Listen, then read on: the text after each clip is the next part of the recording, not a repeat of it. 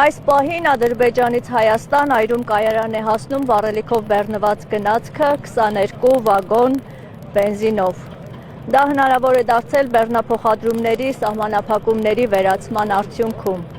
Այս պայմանավորվածությունը ձեռք էր բերվել նոյեմբերի 28-ին Գաբալայում փոխվարչապետներ Մհեր Գրիգորյանի և Շահին Մուստաֆայևի հանդիպման ժամանակ։ Վառելիքը գնվել է Ադրբեջանից, բեռը պատկանում է մասնավոր երկու ընկերությունների։ Ընդհանուր 1218 տոննա է AI-95 տեսակի պրեմիում ավտոբենզին։ Ադրբեջանից Հայաստան երկաթուղային բեռնափոխադրումները հնարավոր են դարձել օգոստոսի 8-ին Վաշինգտոնում Հայաստանի և Ադրբեջանի միջև արձանագրված պայմանավորվածությունների, ինչպես նաև Միացյալ Նահանգների և Հայաստանի կառավարությունների միջև ստորագրված փոխըմբռնման հուշագրերի շնորհիվ։ Հիշեցնենք, որ ավելի վաղ էլ դարձյալ Ադրբեջանի տարածքով ռուսական և ղազախական ցորենով բեռնված գնացքներն էին ժամանել Հայաստան։